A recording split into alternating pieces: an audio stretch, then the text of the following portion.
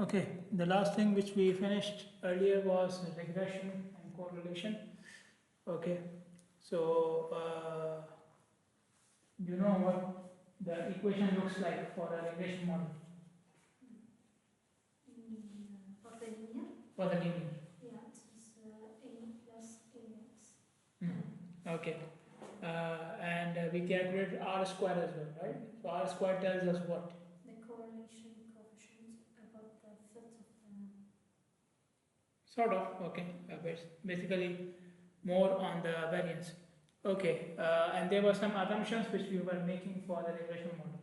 You remember any assumption?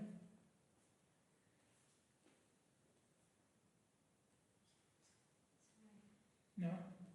We will see some of those assumptions here as well, because what we are starting is multiple regression. Okay, the one which we did was simple linear regression. This one is multiple linear regression. Still linear, we will discuss non-linear as well. But multiple means that you have more factors for your prediction, for your y. Okay, and this is the real scenario. Okay, in reality, you cannot predict one factor using one factor. So one-to-one relationship doesn't exist in the real world. So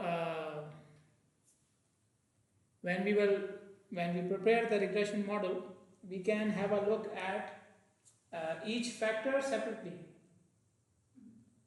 using other factors as control.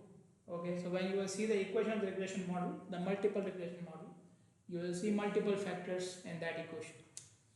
So the easiest way to interpret or understand the model is to look at each factor separately, assuming that the others are controlled, they are fixed. Okay, so usually the trend is including more factors increases accuracy. Including more factors increases accuracy, and then so I said that the multiple can be non-linear as well, right? Yes. The most common form of non-linearity is not power, is interaction, multiplication. So for example, you have y equals x1, sorry, b1 x1, b2 x2. Okay, then you can have b3 x1 x2. Okay, so this is what we call as interaction effect. Okay, where two variables are combined into one with one coefficient. This is called as interaction effect.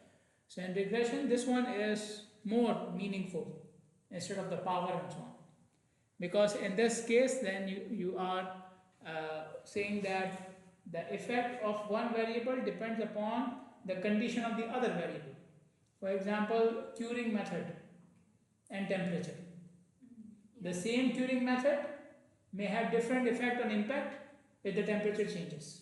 Okay, so that will be an interaction effect. So this is the common type of non-linearity which we have for regression models. So they have given the example, let's say you are predicting shear strength of the beam and you only consider the strength of concrete, the compressive strength of concrete. So this without anything else. Okay, so this will be a simple linear regression, right? And yeah, so the accuracy which you will get in this case will be lower if you considered more variables. For example, the other variables could be the depth of the beam, the reinforcement ratio.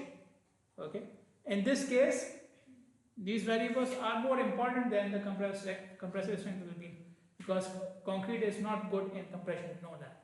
Yes. So we try to increase the shear strength by putting reinforcement. So if you miss out on reinforcement, you are missing out actually on the most important variables.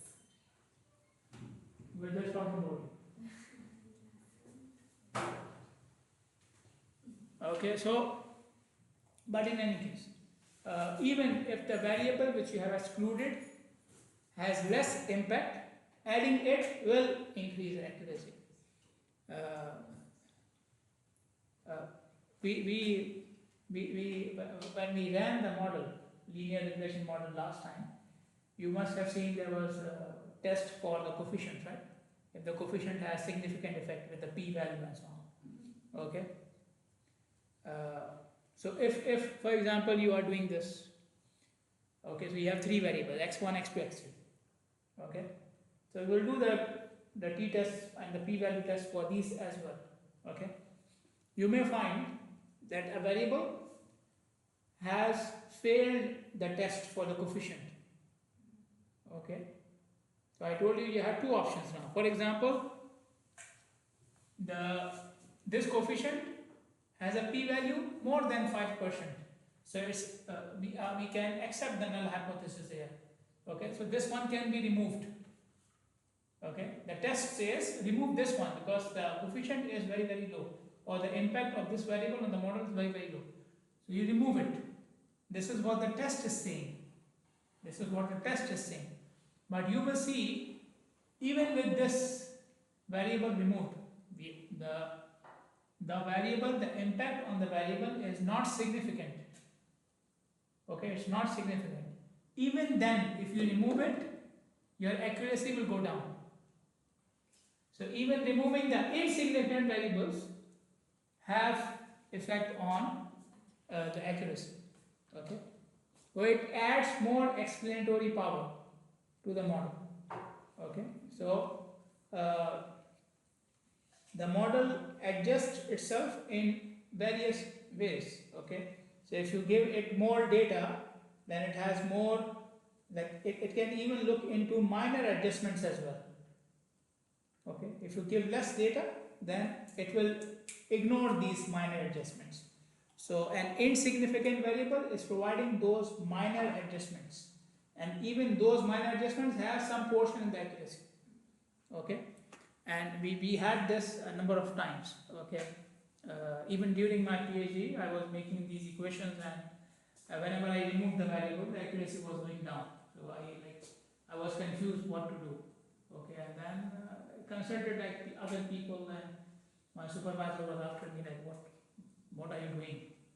You are cleaning the model. Please clean the model. You are cleaning the model, and the accuracy is going down. And then one of my friends said, yes, it should go down and so on. Anyways, so let's say you do this and you find that concrete strength has insignificant effect on the model. You can remove it. Removing it is theoretically correct, but keeping it will give you an extra edge in the accuracy. Okay, and this is why the machine learning models are good, because they adjust themselves. You don't have to defend it. Why I'm keeping concrete strength? What is the effect of concrete strength? Why would you take it? You don't have these things there. Okay, so this is the equation, or the normal equation, okay, for a multiple linear regression. And you can see two models here. One is called the population model, the other one is the fitted model.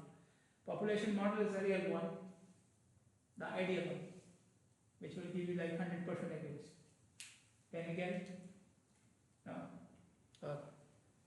Now you go to the other one. This is the fitted model, the actual model you will have from the data.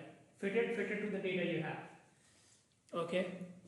So you can see we have x1 here, x1 here, x2 here. Both models have the same variables, right? Okay. And then we have b here, beta there, just for fun. Okay. But what is the main thing which is missing? What is the main difference between the two models?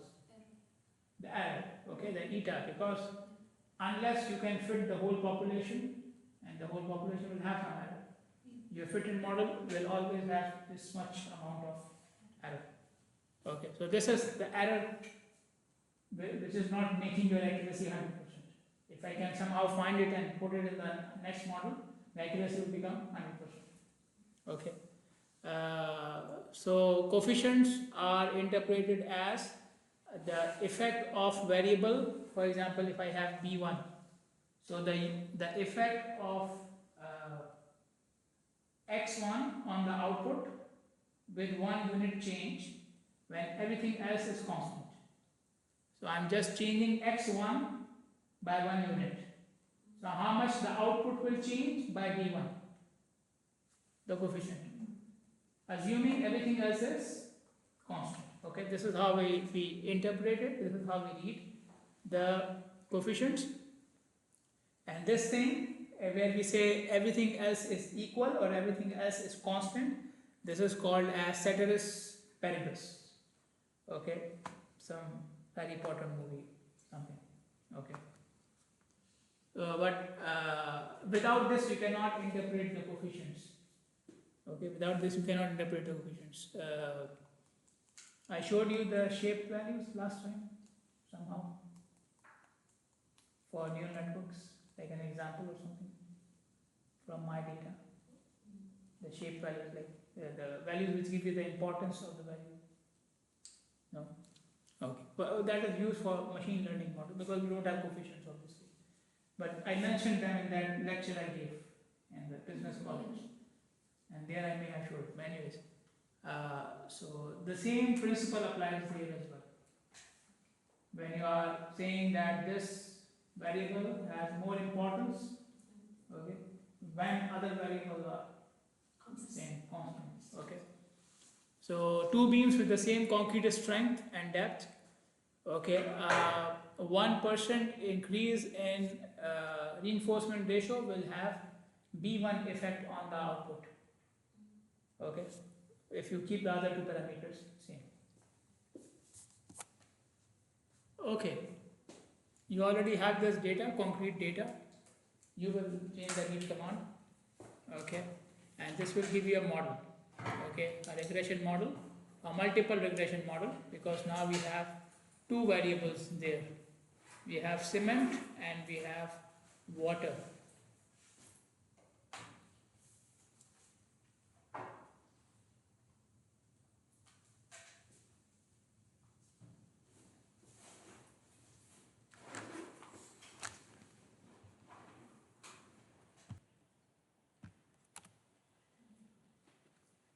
Okay, after you get this, now do you have these values, the f value and the R square and these things? Do you have them? You have calculated these values?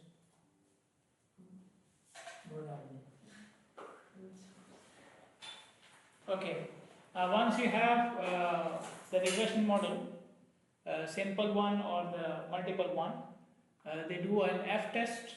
Okay, we discussed it, I believe, last time as well. So the F test is checking if the overall model has significant effect or not each variable, but the overall model. So if F test fails, that means all the coefficients have effect 0. Okay, all the coefficients. And if F test passes, that means at least some of the coefficients have significant effect. Okay. Another way of testing the model is R square. We already know about R square, right? Okay. For simple regression, there is only one R square. There is only one R square. For multiple regression, because there are multiple variables, so there is an adjusted R square as well. This adjusted R square has an adjustment with the number of variables. Okay, if the number of variables are 2, the adjustment is less. Number of variables are more, the adjustment is more. Okay, so but if you have a multiple regression model, we should look for the adjusted R square. Well, that will give you the real accuracy of the model. Okay, and R square depends upon the variance. Okay, if the model has the same variance as the actual data, this is what the R square is checking. Okay, so the F test is checking if at least some of the coefficients have significant effect. R square checks if the model variance is same as the output variance, the actual data variance. Okay, and why is that important? We discussed it with ANOVA, if you remember. The assumption of ANOVA is also checking variance, that's analysis of variance. Okay, and the assumption was if variance is same, that means the values are also almost same. So the same applies to R square as well. It is checking values. Okay, and the assumption is if variance is same or the variance are close, that means the model is also close to the actual values. Okay, but it's an assumption, and I told you it works here, but it does not work with complicated models. Okay, in fact, R square for complex models can be misleading. You may get a model which is very good and its R square is not good. Okay, if you are using non-linear models, if you are using AI models, machine learning models, then R square is not to be trusted. You can still calculate it, it may still give you an idea, but you cannot trust it. Especially when you are comparing between the models. Don't use R square for comparing between non-linear complex machine learning models. Okay? Even the model itself is not using R square to train. You know training and testing, right? Variations. So the model itself does not use R square for training. Okay? It uses error. Okay, so R square can work well when you have an equation. But the equation will give you a curve. So R square works in that case very well. Okay, where you can see the equation and I can plot the equation. Okay, but with machine learning models, it's not possible. So R square should not be used. And then, so for example, you did the F test. Okay, and F test passed. The value of F, the P value for F was less than 5%. Okay, so the null hypothesis is rejected. This hypothesis that all coefficients have zero impact is rejected. Okay, but it doesn't mean that some of them cannot be zero. We know all of them are not zero. Some of them can still be zero. Okay, so which ones can be zero? Then we do the p-value test and for each coefficient. Okay, the one which it was showing you in the table. Okay, the p-value for each coefficient. Okay, so if the F test fails, that means the model is basically useless. Okay, and R square is another indication of the same. But which variables have more effect, which will have less effect, this will be given by the t-test for each coefficient. Okay, the command which you can use for this one, for these tests, is the summary. Okay, so in the previous model, the one which you generated, if you do the summary, it was already there? Yeah, it was there. Is there, right? So this one gives you all these things, the F test, the R square, and the p values and so on. Okay. So as you have seen in the file which I gave you, the concrete data file, it has many variables, right? You only used up to now only cement and water, right? So we can add age to it, and we can see how much is the effect, how much is the change in the R square value, in the adjusted R square value. You want to sit over here? I have to change them. Yeah. You want to sit together to see it? Because it will again, so you have to change the title of the age as well. Yeah, how much can you read? Just in case. Just for the class, I'm not saying you don't do it. No. Just for the class, so Yes. you can have a look at the results.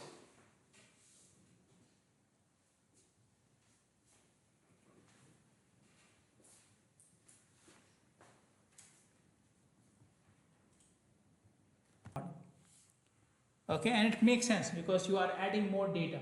So more data adds more explanatory power. Feature engineering is just playing around with the data, okay, but it adds less explanatory power. Okay. Now, in the previous example, when we were discussing linear model, because there is only one variable in the equation on each side, there is no problem of multicollinearity. Okay, but when you are dealing with multiple variables, then you have to check something which is called as multicollinearity. Meaning what? Now look here. Y must have a correlation with x1. Y must have a correlation with x2. But x1 should not have a correlation with x2. Okay? If it has, that is called as multicollinearity. So multicollinearity is when coefficients or factors which are on the same side of the equation have a strong correlation between them. Okay, variables which are on the same side of the equation, they have a strong correlation between them. Then it is called as multicollinearity. Okay, and we don't want this in the model.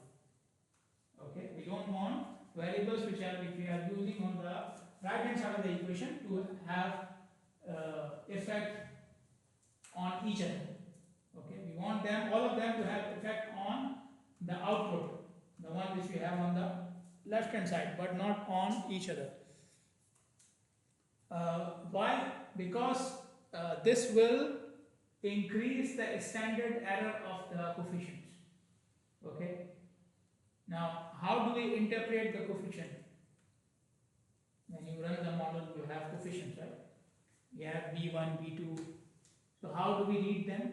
B1 means what? How do we interpret B1? Then how do we interpret the effect on the output? What do we say? It's directly proportional. No, as it increases B1.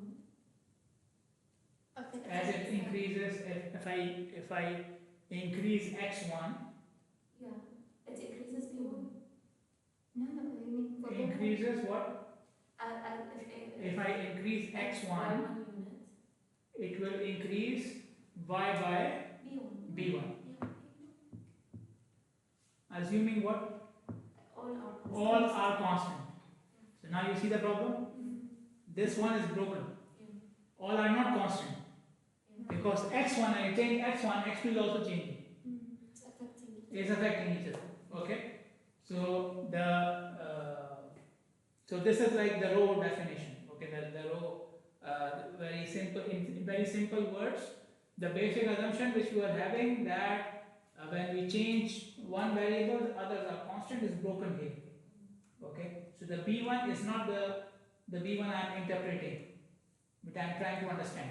Okay, and in mathematical terms, they are saying when you put two variables which are related to each other in the model, okay, it will increase the variance for both the coefficients. It will make them unstable. Okay, why? Because see, x1 is depending upon x2. So when the model is trying to calculate b1 for x1, now x1 is changing what? x2 as well, right? So when the model is trying to find out the right value of b1, it is at the same time also dealing with b2 as well.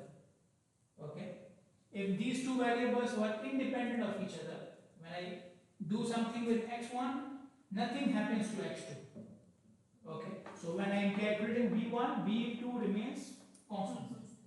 Okay, so taking it one by one will have less variance.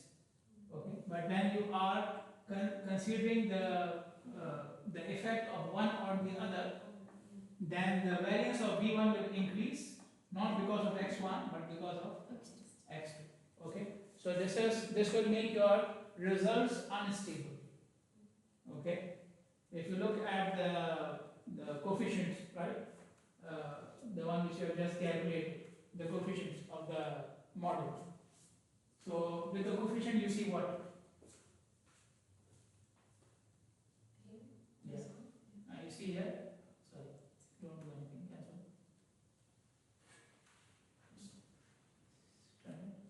all. Okay. So now you see this thing which is called a standard error. Yeah. Okay. And you see standard error here is this standard error increases, okay, that the standard error is basically how much variation can I expect in my coefficient. Okay, so if this is because the model is trying to fit, okay, and it has some error, okay, so this one is the most expected value of the coefficient, okay, but it can be slightly more or less for other points in the data, okay, because if this is completely fixed, that means the error has completely gone. There is no error. Only then I can have only one value, right? So but I want to get as close to the zero error as possible, right? So this should mean that the error of the coefficient should be as small as possible. If it is big, that means what? The coefficient is going from 0 to 1000. Okay, so what should I do with this sort of a coefficient? It has a possibility of 0 and has a possibility of 1000 as well. So this possibility means what? The overall accuracy of the model is very high. Oh, sorry, the overall error of the model is very high. Okay, because the coefficient is going up and down, up and down. Okay, so when the coefficient has a lower standard error, that means the model has more confidence in it. Okay, it is more closer to the actual value. Okay, but this problem of multicollinearity, it can create this problem. It will create this problem where it will increase the standard error of the coefficients because of the other variable, not because something is happening with the data, but because of the other variable.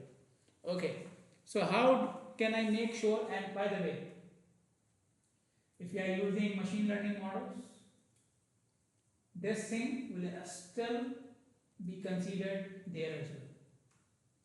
It will not show like p-value and standard error and so on and so forth. But if you don't consider it, your model is weak. Okay, your model is weak. And it can sometimes give you very absurd type of results. Okay, you have the result, you have the model, like the accuracy is better than linear model or regression model, that is fine. But when you try to interpret the model, when you try to see the effect of variable in the model, okay, it can give you very absurd results. For example, we had a model, okay, so for transportation.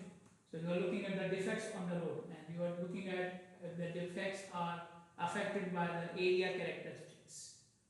Okay, so the model gave us, if when we have like poor area, if the area is poor, the people living there are of not good economic condition, then the roads for them are also not good.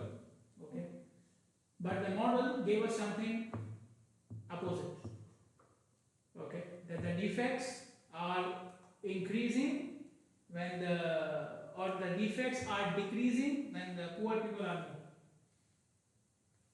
more. Okay, so when the area condition is not good, the road condition is getting better, which doesn't make any sense.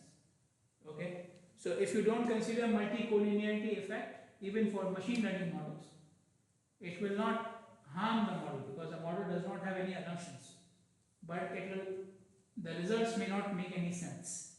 Okay, you have to be careful. So you need to check these things even for the machine learning model as well.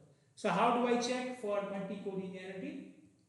One thing is you calculate correlation coefficients. Okay, so for example, you have taken what? Water, cement, and age, right? So you calculate the correlation between each two of them. Is water correlated with cement? Is cement correlated with age? Is age correlated with cement? Okay, simple, very simple analysis. Correlation analysis. Correlation is high, that means both of them have multicollinearity. Okay, and if it is not high, it doesn't have. They have given us another test here. So if you just write these two commands at the end, it will do the multicollinearity test for your model. Just add these two. Okay, I believe you may have to install the library if it is not already there. You can try running it, these two commands. If it doesn't run, then you have to install this library car. If you did earlier, then you just have to call it.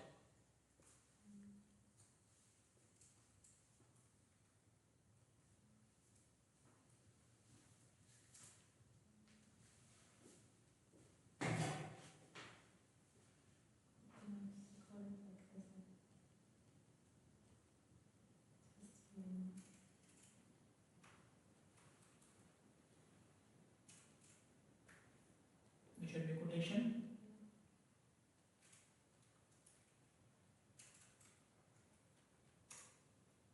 Okay.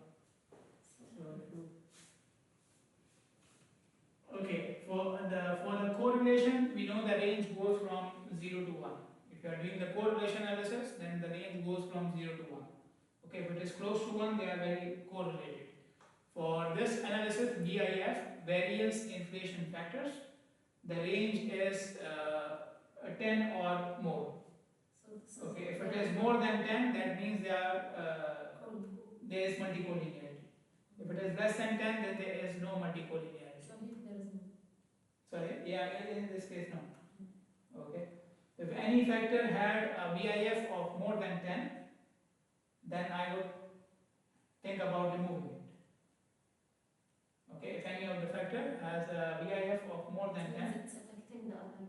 yes, affecting the other significantly. It will affect the accuracy. It will affect the accuracy, but it will, your model may make more sense. If you keep it, I already gave you the problem with the coefficient. The standard error will increase, and in some cases, the coefficient can go reverse. So, for example, if I increase cement content, or if I increase water content, let's say, the usual is if you increase water content, what happens to strength? Decrease, right? If I have multicollinearity because of water and I don't remove it, I may see a positive sign before water. So your whole model is useless. Anybody will say, okay, what is this? I increase water, strength will increase, doesn't make sense. So this whole model will go to waste. Okay, so that's why removing multicollinearity is very important. Okay, so in that case, you may have to sacrifice some accuracy as well. Okay, these are some other assumptions which we already did for simple linear regression. Okay, so if you run these commands, it will generate like multiple plots for you. Okay, and we already saw these plots for the model, the simple linear regression model. Okay, the first one is the plot between the error and the prediction. Okay, the error and the prediction. There should not be any pattern there. Okay, if all the error is on one side or if all the error is on the other side, if all the error is positive, that means your model is always over predicting. If all the errors are negative, that means your model is always under predicting. You don't want this. You want the model to go randomly up and down. You have the scale location, which basically tells you about the variance. Okay, so there should be a straight line here. Okay, so a straight line means the variance of the model is constant. Okay, which is a good sign.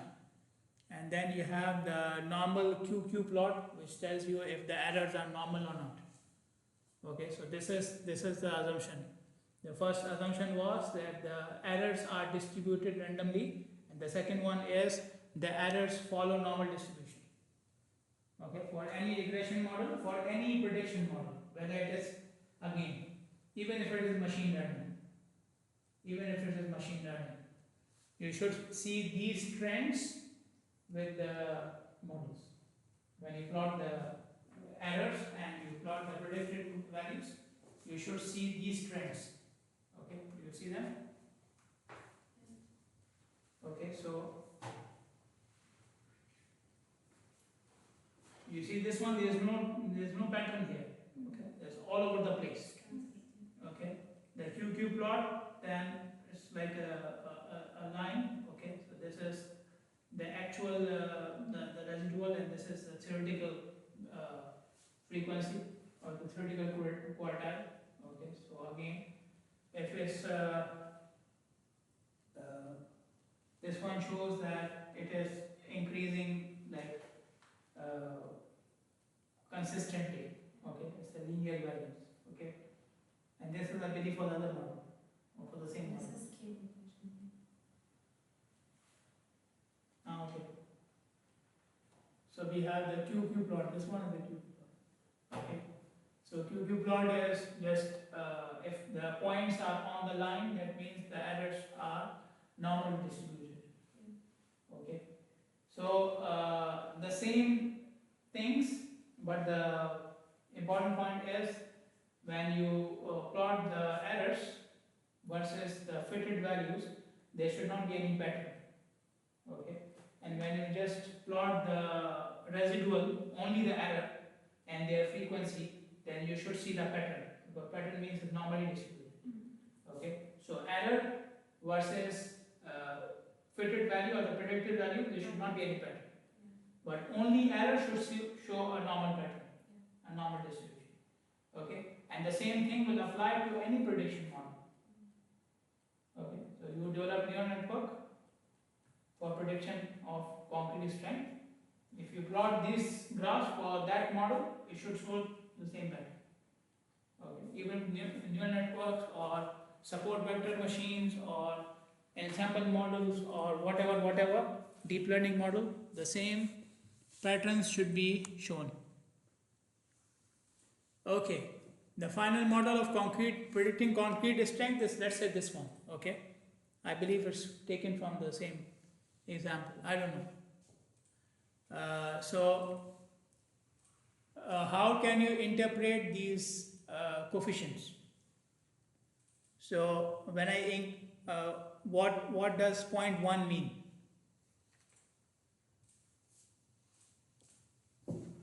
What are these coefficients? Okay, what happens here? What does this mean? If I increase cement by if I increase cement, sorry? It will affect y by 0.1, right? It's the coefficient. And yes, The water. if I increase water by 1 unit, It's not. it will do what? Sorry? It's not decrease. Minus decreases. Yes. So if I increase water by 1 unit, what will happen to y? It will decrease by 5 units. It will decrease by 5 units. Okay. If I increase age by 1 unit, it will decrease. It will increase y by 0.5. Okay. And if I now what about here? Here it's because cement and water are interaction. There's an interaction effect, right? Yeah. So if the product of these two factors is increased by 1 unit, it will increase y by 0.01. And will it also increase by? Will it increase the cement and water separately? Or Yes. Yes. When you will play around with water cement, so it will have effect in one of these as well as this one. Okay, so that's why it has like sort of a cancelling effect as well. That's why there is not much impact on the accuracy. There is impact, but the impact is little bit. And you can see it in the coefficients as well. Now you see here 0.1, right? You see 5 here. You see 0.5 here. And you see how much here? 0.01. Okay, so this is how much you are getting in the accuracy. Okay, when we compared R square, without this it was 0.3. With this it was 0.31. Okay, here it is absolutely matching. It's by chance. Okay, it's not like okay 0.01 that means 0.01 added to the R square. It's not like this. Okay, it's just by chance. Okay, this is you already did this. You can just write a summary. Okay, and for your thesis topic you have 3-4 potential predictors. Okay, predictors are like the variables which you will use for predicting your output. Okay, so x1, x2 are predictors, and y is the predicted. Got it? Yes. Okay, so whatever thesis topic you have selected, see what you want to model in your topic and what will help you to model those things.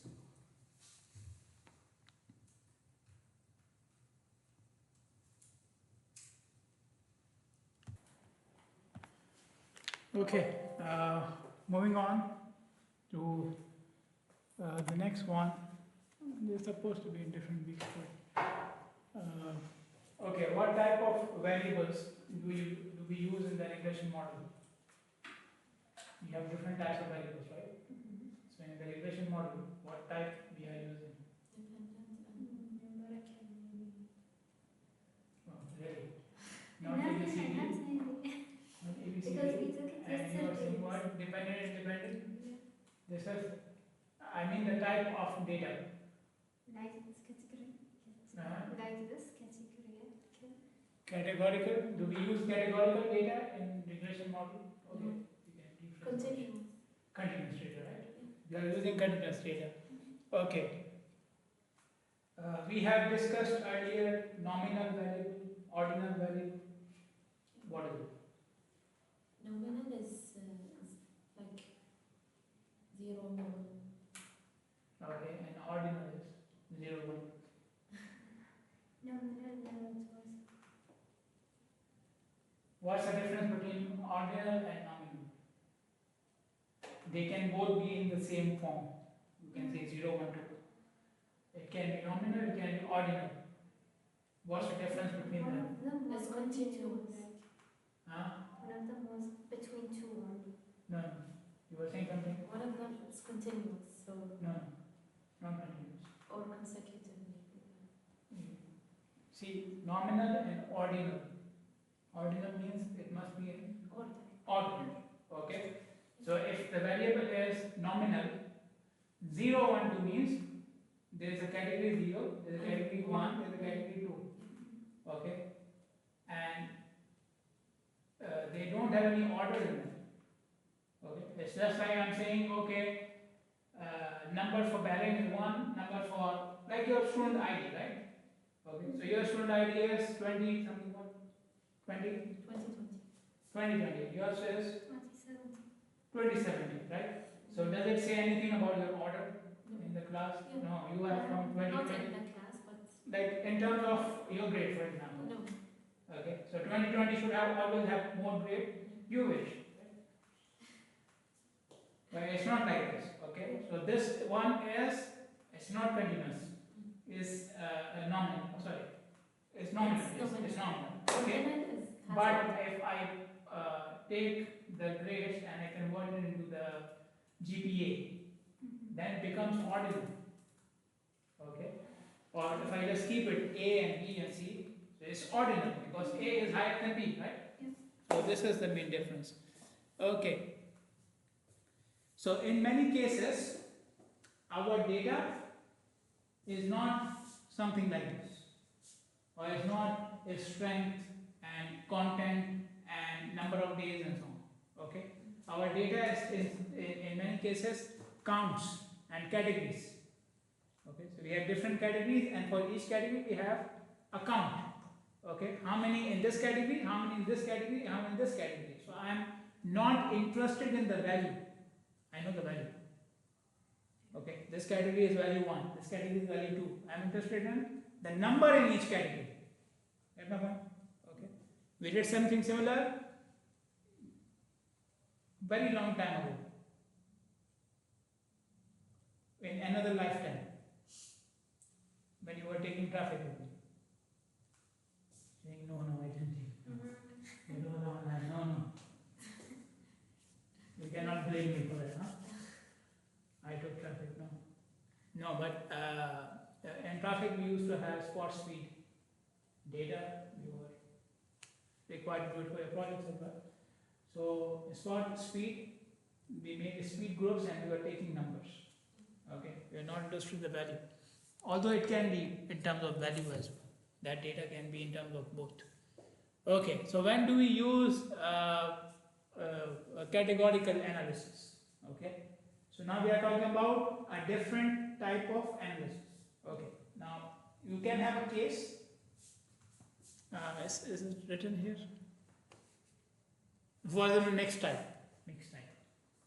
Okay, so there is a file in which there is mixed type A and B, right? We have used it earlier in some of the previous analysis. So there is mixed type A and B. Now is this continuous or categorical? Categorical, right? But we have used it earlier with ANOVA, with t-test. Okay, we used it, right? Because my response variable, my output was a strength. And is strength continuous or categorical? A strength of complete. Continuous or categorical? Strength of complete. Continuous, right? Continuous. Okay. So the type of analysis depends upon your output variable. Not the variable. The factors can be both of them. Okay. So like the mixed type. Or I showed you earlier examples of Turing methods, right? Okay, but we are still talking about the same analysis, the continuous analysis. You will shift to categorical analysis if your response variable is categorical. And categorical can be of these types, 3 types. Okay, categorical can be binary. Okay, fail, not fail. Fail, not fail, like the member, not the student. Student pass, inshallah. Okay, but for example, the beam has it failed or not failed. Okay, so it's binary, yes or no. Okay, or in terms of when we have data from people, gender. Okay, again, yes or no, male, female. Maybe others as well. We don't talk about that, right?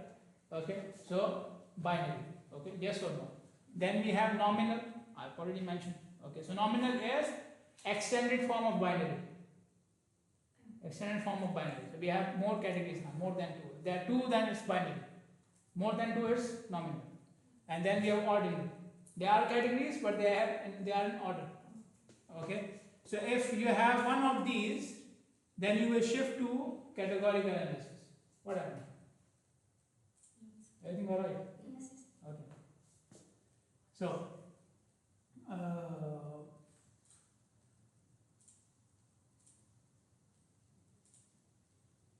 yeah. So I mentioned that you will shift the analysis when the output is categorical. But what if the input is categorical? What do we do in that case? Okay. Then we use something which we call as dummy variables. Okay, just for the inputs for x1 and x2 and so on. Y is continuous, but the other side has some categorical values. Then those categorical variables are represented with dummy variables. Okay, now dummy variables can be, so it's actually not a number. Dummy means I am putting a number. This is what dummy means. I am putting a number. Okay. If it is binary, okay, my number would be what? 0, 1. Very easy. If it is ordinal, 0, 1, 2, in the same order. For example, traffic accidents. Okay, so minor accident 1, major accident 2, accident is that 3. So the order is according to the variable itself. Okay, but the number is as a number and it has an order. Nominal, it becomes tricky. Okay, it's complicated because nominal, for example, you have 3 types of failure. You can have ductile failure, brittle failure, shear failure. So there are 3 now. Okay, if there was only 1, I'll make it 0, 1. But now there are 3 of them. Even if there were 2, only 2. So 0 means this, 1 means this. This can work. But I have 3 now. Okay. So this means for every one of them, I will have a 0, 1 value. Okay. For binary, easy, 0, 1. More than binary, then for every category, a 0, 1. Okay.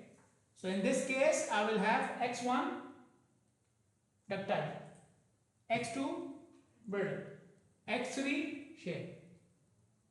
I know all of them belong to the same type, which is failure type. But in the model, it has to be like this. Okay? So the point to be noted, nominal cannot have more than two responses in like the variable of the nominal. So you cannot code them as 1, 2 and 3 because the model will put them in order or assume they are in order. Okay? So anything which is more than two categories is nominal. For each category, we'll make a variable. Okay? So for example, I have x1, x2, x3. Okay? x1 for ductile, x2 for brittle, x3 for shear. If x1 is 1, that means the failure is ductile. Okay? The failure is ductile. That means this one will be 0 and this one will be 0. So at a time you will have one of them as 1. The other ones will be 0. Got it? Okay. My supervisor told me, and I thought this is brilliant. What he is saying makes sense. Okay. There are three categories, right? If this is 0, this is 0, then this should be 1. So they are interrelated, right? Yes. So I shouldn't put the third one. Third one is what? Both of them are 0, this is 1. If one of them is 1, then the third one is 0. It makes sense, right? Yes. It makes sense. But the model doesn't take it like this. I mentioned it earlier in one of the previous classes. If you do it like this, you will never know what is happening here. For sure. Like how much is the effect? How much is the coefficient? So for x1 I will have a coefficient. For x2 I have a coefficient. This one is negative. This one is negative. Is this positive? Maybe. Is this negative with a different value? Maybe. Okay. So logically you don't need the third one. But numerically you need it. Otherwise you are just firing the arrows in the air. Okay. Okay, this one is 0, this one is positive, this one is positive, this one must be negative. It's just an assumption. It may be not. Okay. So that's why and sometimes you learn things from different people.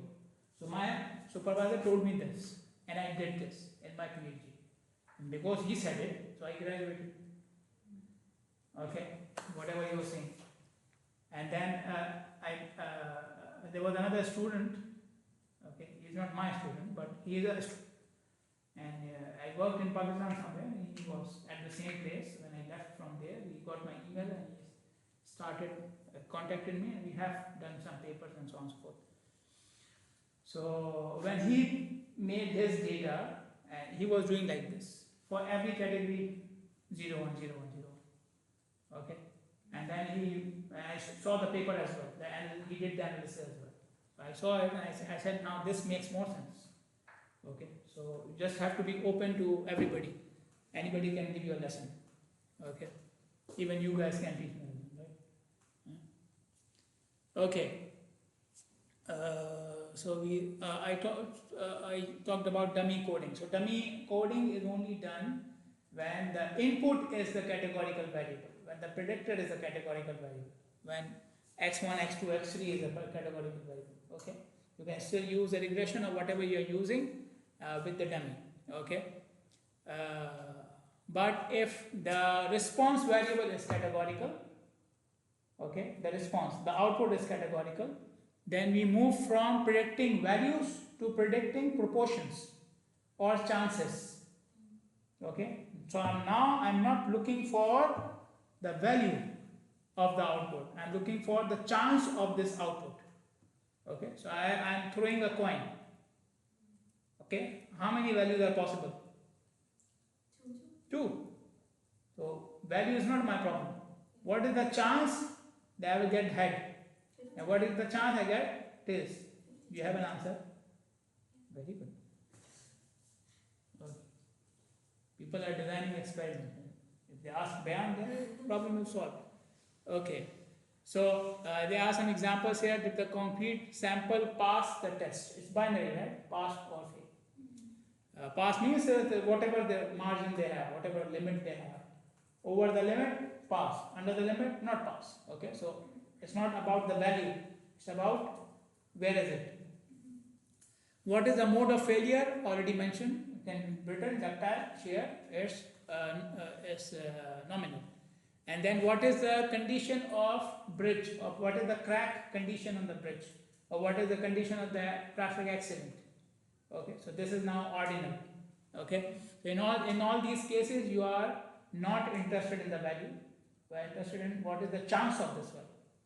Okay, or if there are 100 of experiments, okay, how many times I am supposed to get one value. Okay, so I am interested in that, the count. I am interested in the count, the frequency. Okay. If you have only one single categorical variable, okay, so we can do a one-way frequency or a chi-square test to check the chances. Okay.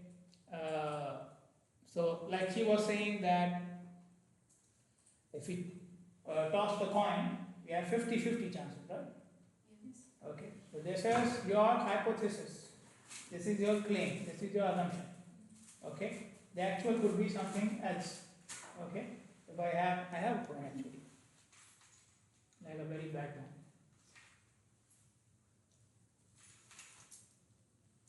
I have Okay, no, I have like this one. See this one. Now you see this one, this side has something on it. Mm-hmm. Okay, maybe this something has an effect. Okay, on the tossing. Okay, so the results may not be 50-50 exactly. So 50-50 is your hypothesis, which you are assuming. The actual frequency could be something different. Or maybe even the person who's tossing has an effect on. He's maybe biased. Some people are expert, yes. We have a game called cricket. Have you seen it? You have seen it? What? They play it every Friday. Yeah, okay. Okay. So they do the toss to decide who will go first. Okay. So even in the international matches, in some cases they have like a person. They say you come and do the toss. Okay. Anyways, so if you are only testing one single categorical variable like the type of failure, you can do it using chi-square. Okay, and usually in the chi-square we are testing if the distribution is normal, like equal or normal, whatever you call it. Okay, so this is mainly the chi-square, the idea of the chi-square, to see if the proportions are equal. Okay, now we don't need any data here. It will generate the data, I believe, with this command. Can you check?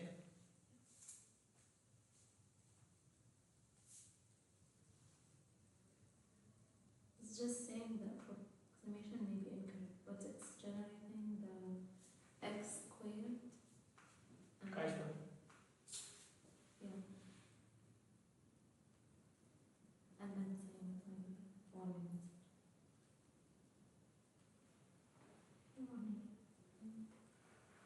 Two and one, right? This is what it generated, right? 2, 2 and 1. You didn't do it. Yeah. Yeah. So the code, as it says, the code is assuming that it's equally distributed, equal likelihood.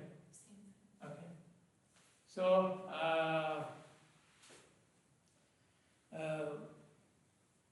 you can replace this with your experimental data. Okay. Create the so it's creating the frequency table by itself. Okay. What you can have instead of the frequency table, you can have your own data.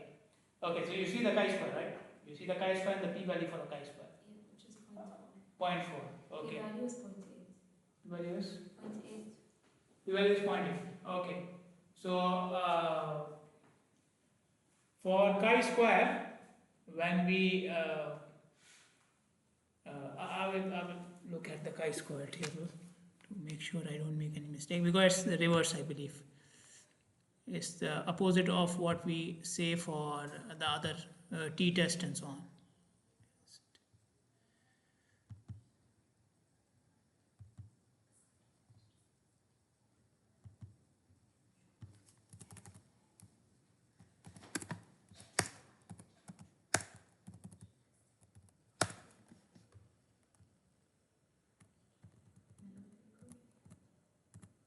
Okay, this is the chi-square table. Okay, so you see when the probability is decreasing, okay, the chi-square is increasing. Okay, so if the probability is higher, that means chi-square is low. Okay, when probability is higher, the chi-square is low, right? Probability is decreasing, chi-square is also decreasing. No, it's getting higher. It's getting higher. So higher probability, lower chi-square, and vice versa. Higher probability, lower chi-square, and vice versa. We still have the same 5%, right? We are checking on 5%. Yes. Okay, our confidence level is always 5%. Yeah. How much p-value you have? 0.8. Okay, so we are on this side. Yeah. Okay, so that means chi-square is very low. Chi-square is very low. Low chi-square means your data has almost same distribution, not value. Okay, not value. The distribution of the data, the distribution of the failure is same as what is the claim. And in this case, for this data, you are claiming equal likelihood, equal probability. Yeah. The table which you have generated is generated assuming equal probability.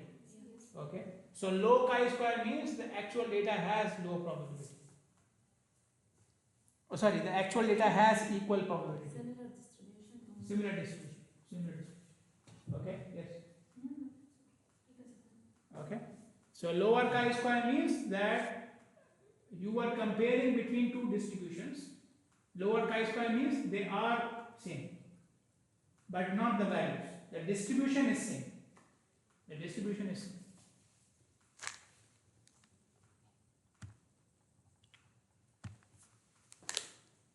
Okay, so you can replace the data with your experimental data. Okay, the data command which you see here, you can replace it with your experimental data. Okay, and it will perform the test and will give you the p and the, so okay, so this can be replaced. This one can be replaced with your data. Okay, I believe there could be some changes in the syntax and the coding. You can check it online. Okay. Okay, so the purpose of the chi-square is to check if the distribution of two categorical variables are same as each other or not. Clear? Okay. So H naught is the null hypothesis is the two variables are independent of each other.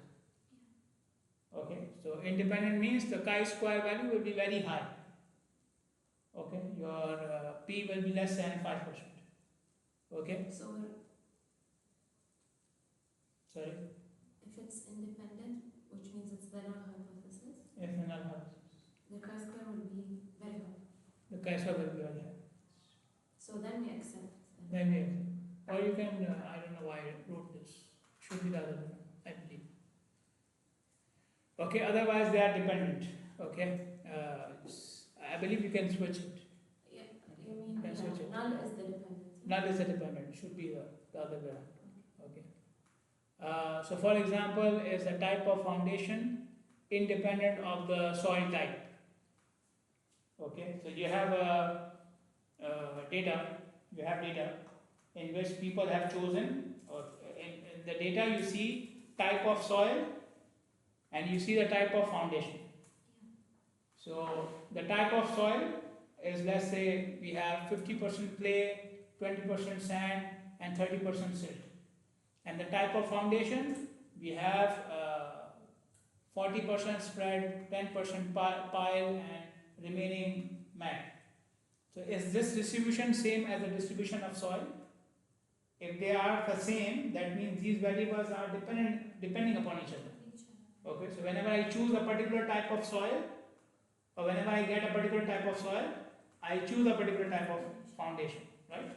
Okay, so the chi-square test can prove that. Got it? Yes. Clear? Another way of, is it mentioned here? So another example given here, bridge collapse causes earthquake, flood or impact depending upon the material of the bridge. Okay, so again you have 100 bridges. from this 100 bridges of data, you will see the cause of their collapse, the distribution of the cause of the collapse, and the distribution of the material of the bridge. Okay, and then you will see if these two distributions are same in these bridges, that means they are depending upon each other. If they are not saying they are not depending on each other. Okay. Another way of applying the chi-square test is same variable but in two different data sets. It's distribution in two different data sets. For example, cause of bridge collapse in Bahrain and cause of bridge collapse in Saudi. So I'm still using the same variable, but I change my settings. One is in Bahrain setting, the other one is Saudi setting. So are these distributions same? Distributions, okay? And chi-square is very good because it does not depend upon the size. Okay, so it can give you an independent conclusion irrespective of the size.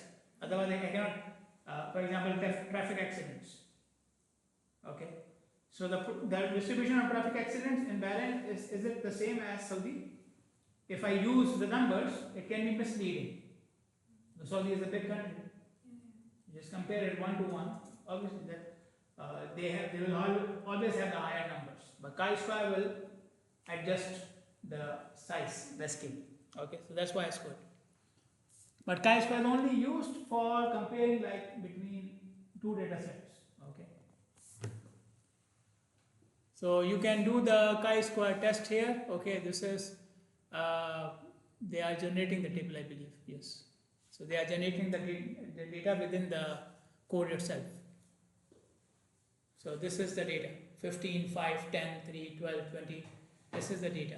Okay, according to a material type and according to failure type.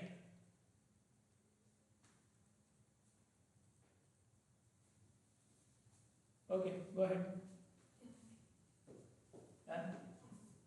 Sure. So it's created this table, a matrix. Okay. Redo the chi-square. 13. And then think actually. Two chi-square, one chi-square. Two, right? Two.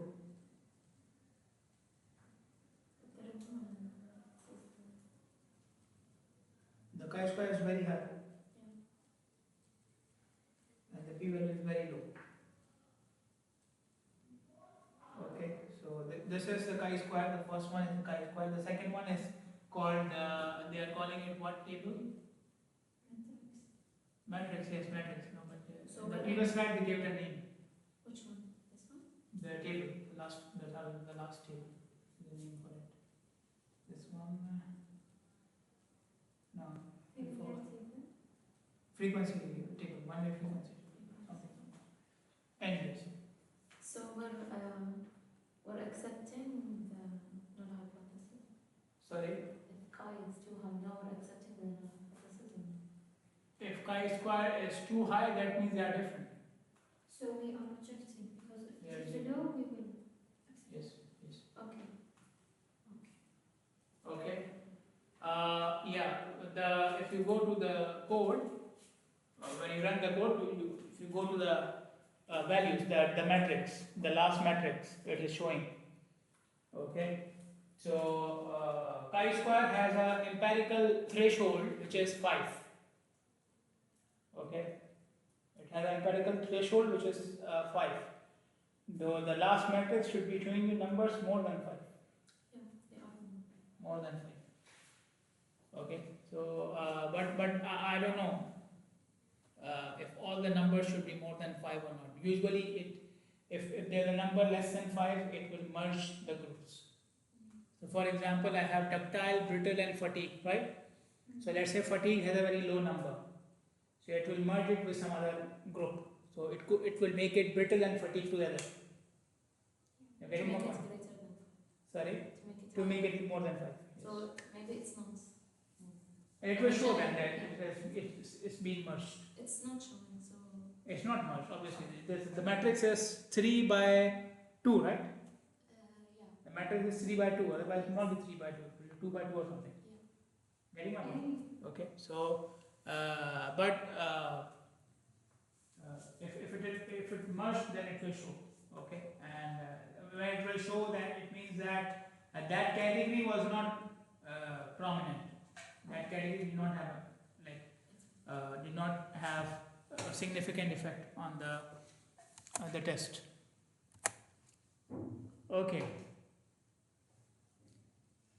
Now this was if you are testing or if you are comparing between two distributions. Okay, in some cases I want to know if these are the variables, then what is the possibility of having this outcome, of having this result. For example, if I am a teacher and I go in the morning, come in the morning to university, and I have this much income, I have this much age, and so on and so forth, then what is the possibility that I will be coming by my own car, and what is the possibility that I will be taking a bus? Like I'm talking about normal, okay, not Bahrain. Bahrain, everybody is taking a car, right? So, but this is where we use logistic regression. Okay, so now we are talking about, this is the third type of regression we are talking about. What were the first two? Linear. Both of them are linear. No, this is the for category. Or whatever comes in my mind. We have two types of regression model. We have discussed up to now two types. This is the third one. So what two types discussed? We already discussed. Multiple and linear. No, simple. Simple. Okay, multiple and simple. Okay, it's PUL. You have to remember it like this. Okay, so both of them are linear. The one which we discussed, both of them are linear. Okay, so if you have an outcome which can have multiple values, fixed values, categorical values, we call them discrete values. So it can either be this or this. Okay, it can either be 0 or 1 or 2, but it cannot be 2.5. Okay, I give the example of car and bus. It cannot be half a car, or car 0.5 or car 0.1. It cannot be like this. Okay, so this is discrete. Okay, so and you want to predict the chance of this outcome, then you go for logistic regression model. So this is the third type, which is applied to categorical variable, the chance of categorical value. Okay, whenever you have categorical value, we are not interested in the value. We are interested in the count and the chance. Okay, so this one gives you the chance of each category coming. So in the previous example, I was comparing the distribution, if the distribution of the material type is the same as the failure type. Okay, but so this is for comparison. This is for comparison. Like we did comparison for continuous variable, using which tests? Which test did we use for comparing for continuous variables? These tests and ANOVA. Okay, so these tests will not work here. Because those are for continuous. So in this case, we use chi-square test. Okay. So there we had linear regression. Sorry. Simple. Because we do this. Simple regression and multiple regression, right? Those will not work here. Okay. Those only work when you have continuous output. Again, output is continuous. Here the output is categorical. Okay, so you have to go for logistic regression. Logistic regression has, it's not the equation, I believe. The equation is, yeah. This is what we call as logistic function. Okay. You may see it in neural networks as well. This is one of the type of activation function. Okay. So the form of logistic function is 1 upon 1 plus exponential to the power something something. Exponential to the power x. Like we have trigonometric function, right? Okay, what are the trigonometric functions? Cosine x, sine x. Okay, and then we have log function, log x. This is logistic function. 1 upon 1 plus e to the power x. Got it? Yes. Okay. So the logistic regression takes your linear equation and applies the logistic regression function on it. Okay, how I will show you in the program in the next slide. But in the logistic regression, I mentioned we are trying to find out the chance of a variable having a particular value. Okay, so what is the chance that the failure will be fatigue? Failure type will be fatigue. What is the chance the failure type will be brittle? Okay, so chance. Okay, in other words, that is called at the odds of having something. What is the odds of having rain? Chance. Odds means rain. Oh, sorry, chance. Okay, chance or odds. How do we calculate the odds of having something? Okay, and this is a very something which I found very good here. So, like usually in the other books, if you take a book of statistics, you will see this explained the other way around. So it will go to the logistic function and then it will come to the odds ratio. But here is the other way around. Okay, so thanks AI for that. So odds, how do we calculate the odds? Log of possibility of passing divided by 1 minus possibility of, sorry, this whole thing is log. Okay, so possibility of passing upon 1 minus possibility of passing, the log of this whole ratio. Okay, this will give you the log of odds. So what is odds? Possibility upon 1 minus possibility. Okay, possibility upon 1 minus the possibility.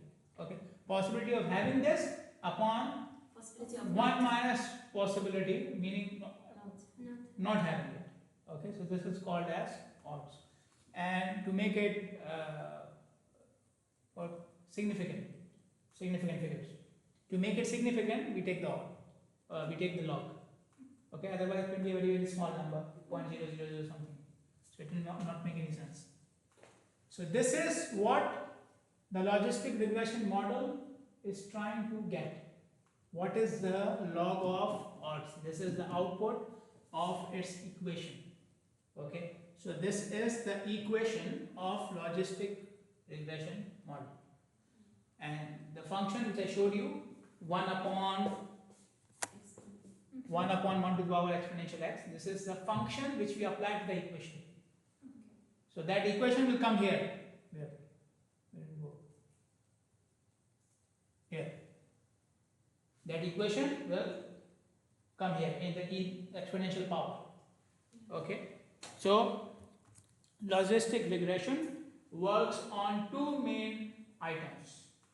First is calculating the log of odds, log of chances, using a linear equation. You see this equation is linear, right? This is same as this one. Same as regression model, simple regression. Okay, but obviously this will give us a number. Are we interested in the number? No, we are interested in the probability, the chance. So I have to take this equation and put it in my logistic function. So that will convert it to a probability, chance. So this can be any value. This one can be any value. It can be 50, it can be 100, it can be 200. Can we have a chance of 200%? No. Okay. So you put it in the logistic function, which will convert it to a scale of 0 to 1. Chance 0, 0%, 1 means 100%. Clear? Okay. Yeah. So this one will give you not the distribution of failure. This one will give you what is the possibility of a specific type of failure. Okay. So again, you can run this. The data is generated within the code. Okay. We are putting the seed. So I believe both of you may be getting the same answer. I don't know what happened last time when we put the seed. But the seed is to get the same.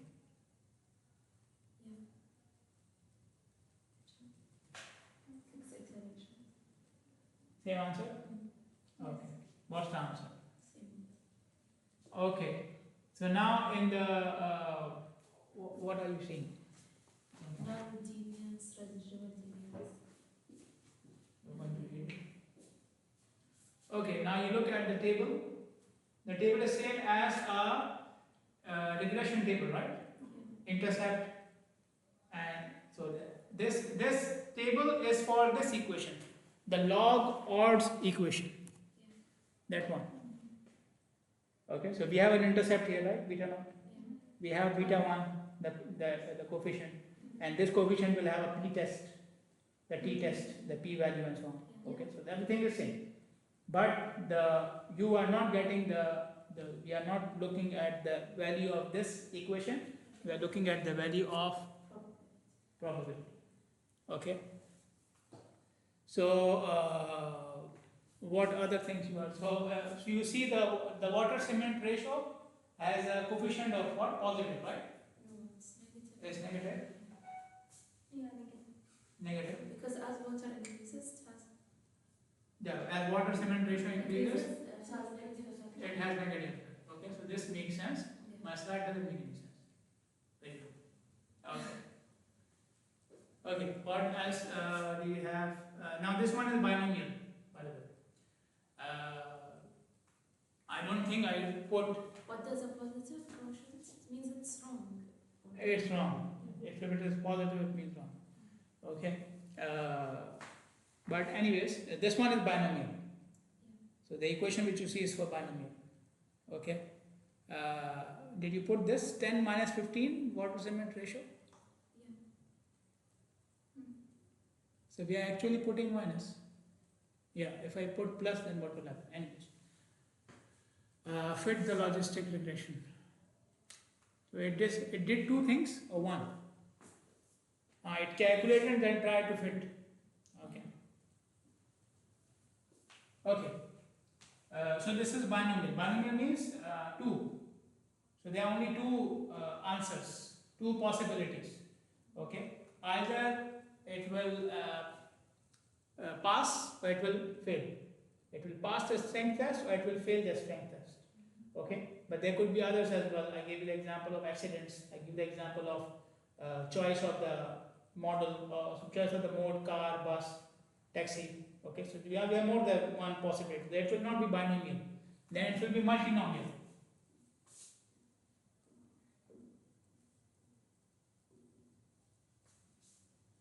Okay. In case of multinomial, the log odds equation, which I showed you, will be developed for each alternative. Okay. So there will be a log odds for car, let's say, and then there will be a log odds for bus, and so on and so forth. Okay. If it is failure type, then it will be for fatigue, brittle, and then the third one will be ductile. So I will have three equations, three log odds equations. For binomial, I will only have one because 0 and 1, right? But when you have more than two possibilities, then for each one I need a separate equation. Okay. Now, what will happen to this logistic function? The logistic function will also change. Logistic function also changes for multinomial. Okay. Now, what is the logistic function? 1 upon 1 plus exponential x, right? Then for multinomial, it will become e to the power x. Okay. Or let's say x1. So now we have 3, right? Okay. So one of them will become x1. Upon summation of x. What is x? Each equation. Okay. So it will be e to the power x1, where one of them is x1, upon 1 plus e to the power summation of all three of them. Alright? So if you need the probability of fatigue failure, then x1 will be fatigue. If you need the probability of brittle failure, then x1 will be the equation of brittle. Got it? Clear? Okay. So this is called as multinomial. I didn't put it here, but this is how it will go. Okay. So the coefficients which you see in the equation in the table, okay, these coefficients show you the change in the log of odds because of a variable, change in the chances of a variable or chances of the outcome because of the variable. Okay, so for example, if you want to know the odds ratio, now what was the odds ratio? What was the odds ratio? We took the log, right? What was inside the log? Yeah. Pass upon 1 minus pass, right? Okay. We took the log of this. And the log became the coefficient. The log became the coefficient, right? After taking the log, it became the equation, right? So the equation is giving me with the log. Now if I want to remove the log, what should I do? Exponential. Okay. So if you want to see the change in the probability because of one variable, you will take its coefficient. The coefficient has a log, right? The coefficient is with the log. You will take the exponential of that coefficient. You will take the exponential of that coefficient. For example, you have, it's already there. You take the exponential of the coefficient of water cement ratio. You can do it on the calculator if you want. But this is the code if you want to just do it. Okay. So the water cement ratio coefficient was how much? Minus how much? 18. Minus 18. If you take the exponential of that, how much you get? 7. 7? 7 times 10 to the power minus. Yeah. So it's very, very low, right? No, it's actually 1.0 something, I believe. Just take the exponential like with the calculator. How much you get? Exponential of 18. How much? Minus 18. Minus 18? No, exponential of 18. Maybe it's not because it's not absolute. It's because it's taking minus. Without a minus, it's minus 18. It's the same. Same. It's minus. Yeah, with the minus. With the minus. Yeah. It can go minus. Yeah. Okay. Less than, it will be less than 1, more than 1, or equal to 1. It's less than 1. It's less than 1, right? So predictor decreases the odds of the outcome. Is it true? Yeah. Yes. Water cement ratio decreases the odds of the strength. Okay. So this is true. Okay. So this is the easiest way to interpret the results. Okay, from the logistic model. Okay, we had a paper, and I didn't know that we can do that. Okay, although I made the notes for the class, I didn't even need them. Okay, but then I received a comment, and the reviewer mentioned that you should calculate the odds ratio. So I thought I had to do maybe what, okay. Then it showed me, I asked our dear friend, I said, okay, just take the exponential, fine. Okay, I did it for the entire paper, okay. The easiest thing to do, okay. But you get how to interpret it, right? Interpret the results, okay. Okay, let's say you have to come, so these are 3 scenarios now, okay. We have 3 scenarios. We have to see where can we use chi-square test and where can we use logistic regression, okay. So for example, I have to compare the proportion of cracked samples between 2 concrete mixes. So I have mix type A, mix type B. And I want to see how many of, the percentage of cracked samples in these 2 mixes, are they same or different? Will I use chi-square test or logistic regression? I am comparing between 2 mix types for the proportion of cracked samples. Should I use chi-square test or logistic regression? Because I am comparing. Okay, for comparison we use chi-square test. There is no other. For categorical variable comparison we use chi-square test. There are other tests as well, by the way. It may come in the other slides. Anyways, see if the distribution of soil CL, ML, SP is the same at two different sites. Anybody remembers these notations? CL, ML, SP. Clear. Okay, and Mlay. Clear and no. SP is it's the name of the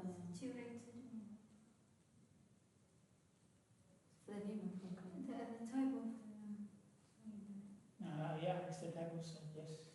It's written in the question, type of the soil, yes. I forgot. But I think CL is clay. CL is clay. Okay, and ML is not clay. ML is not Malay. No, right? Okay, good. I'm not the only one. Okay, go ahead. Chi-square or logistic regression? To see if the distribution of soil classification at the two different sites is same or not. So I got some samples from here, some samples from here. I want to see if the soil distribution is same or not. It's also Chi-square, right? I'm comparing between two sites. What about the third one? Predict the probability of a beam failing inspection based on its deflection and age.